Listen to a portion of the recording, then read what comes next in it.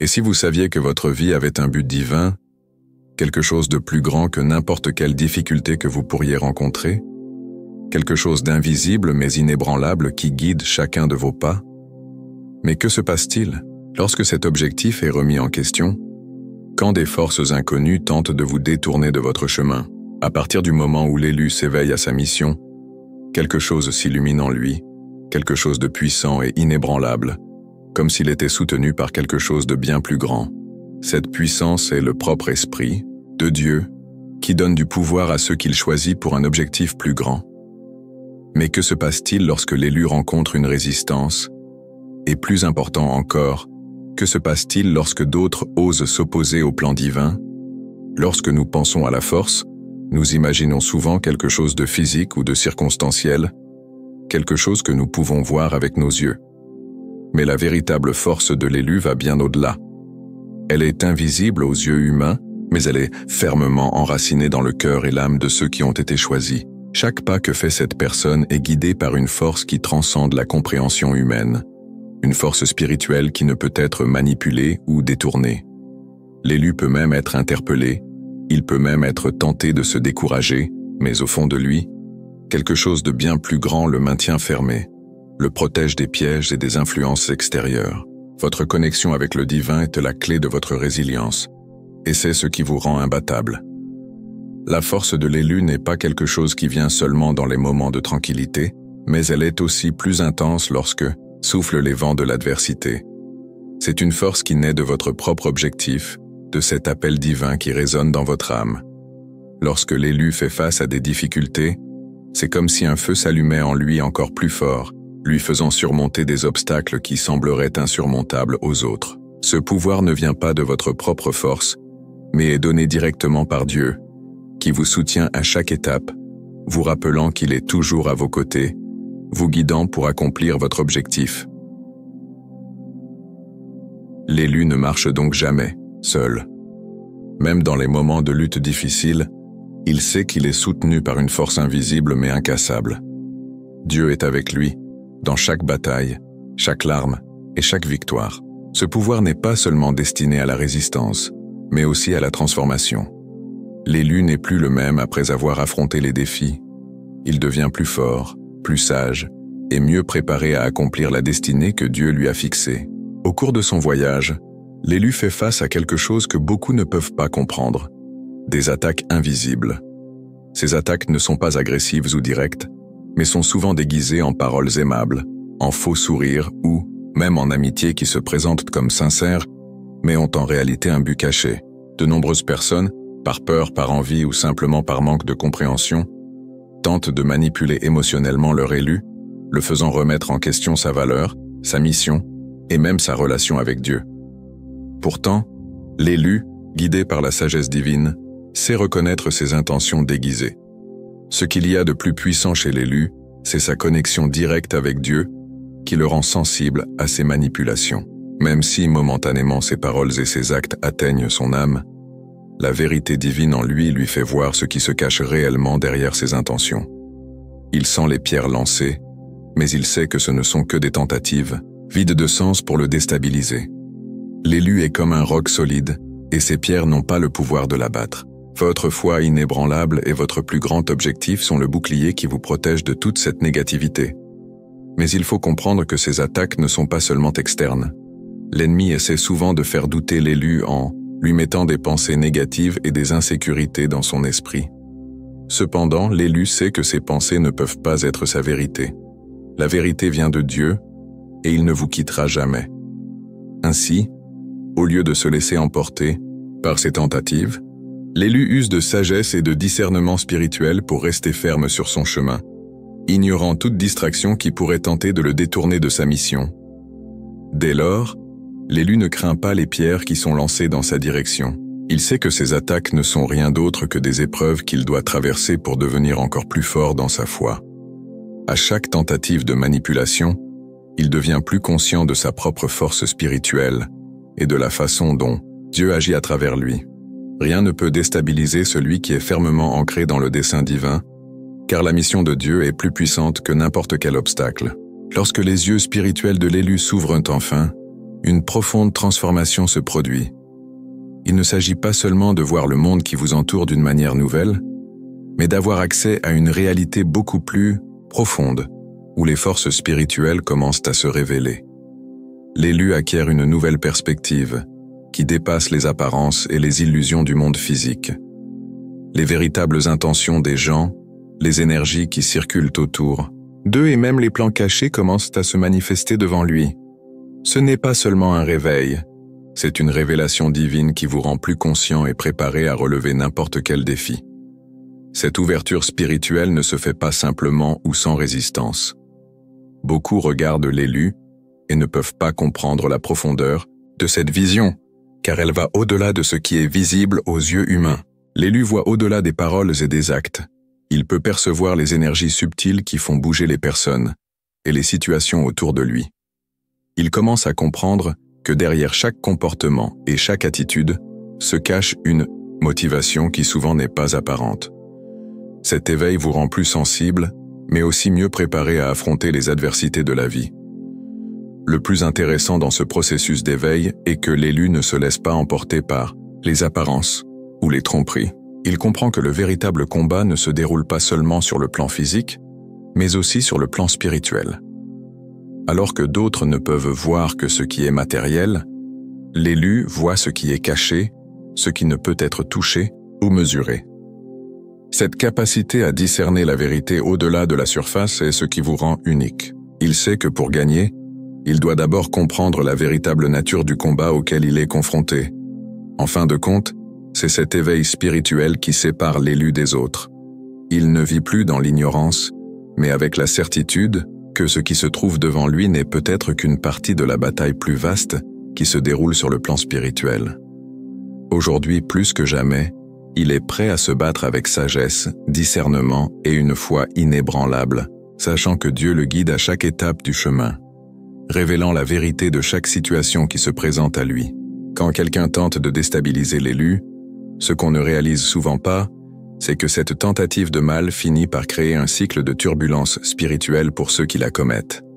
L'élu, bien qu'il soit la cible de ces énergies négatives, dispose d'une protection divine qui agit comme un bouclier invisible, et ce qu'on lui lance ne lui parvient pas de la manière attendue.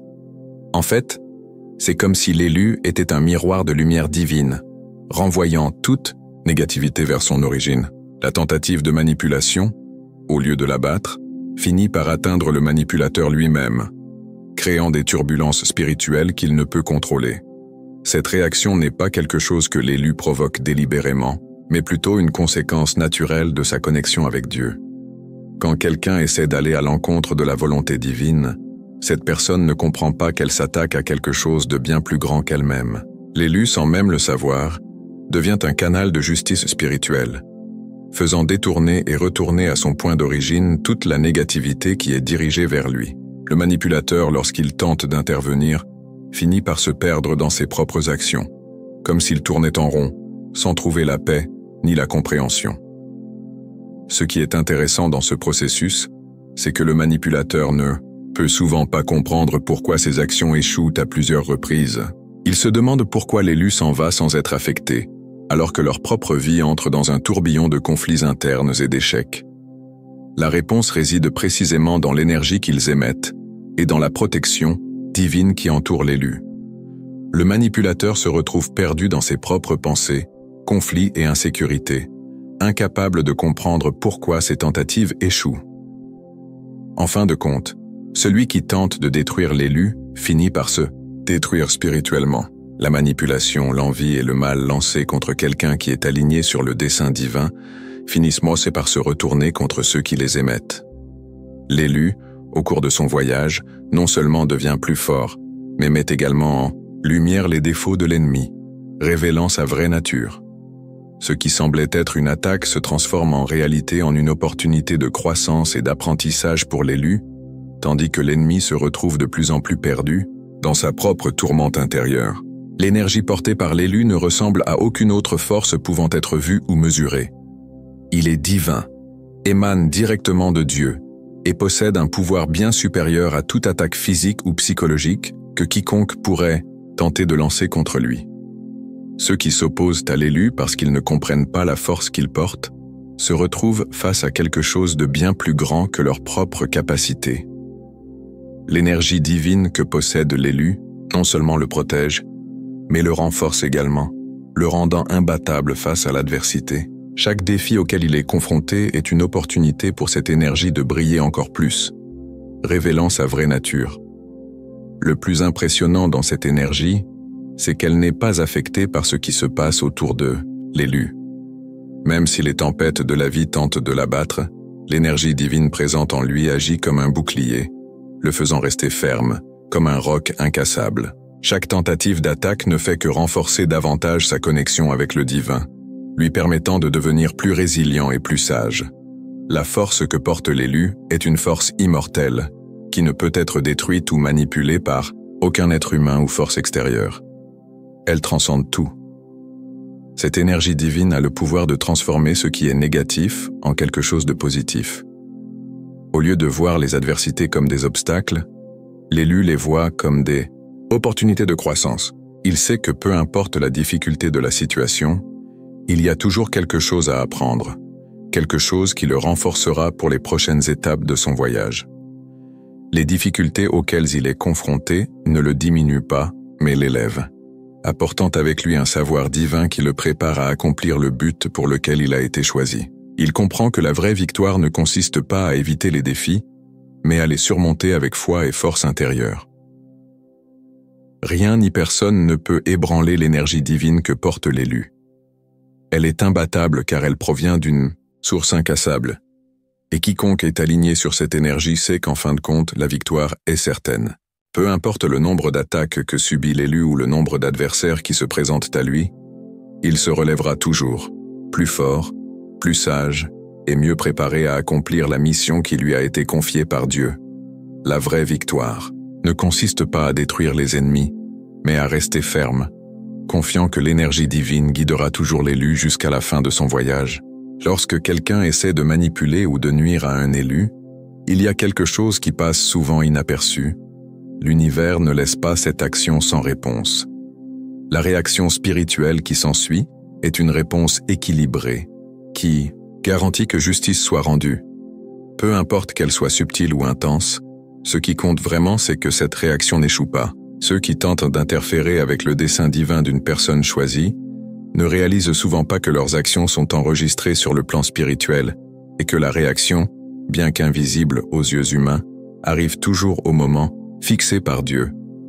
Parfois, la réponse divine vient rapidement et de manière évidente, mais d'autres fois, elle se manifeste de manière plus subtile, se manifestant de manière presque imperceptible au début. L'univers, régi par les lois divines, ne permet jamais à l'injustice de l'emporter sur le bien.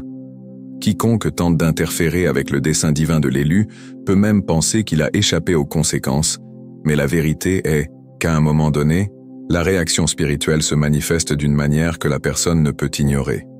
La justice de Dieu, avec son équilibre parfait, apporte les conséquences nécessaires à chaque action. Il est important de comprendre que cette réaction spirituelle n'est pas un acte de vengeance, mais plutôt une manifestation des lois universelles de l'équilibre et de la justice. Il ne s'agit pas d'un désir de rétribution, mais d'un principe immuable qui gouverne l'univers. Tout ce qui est fait, qu'il soit bon ou mauvais, entraîne une réaction correspondante. Ainsi, lorsque quelqu'un tente de nuire à l'élu, ce n'est pas l'élu qui doit se venger ou demander justice. La réaction divine se produit naturellement, et quiconque tente de manipuler ou de faire le mal subira les conséquences de ses propres actions.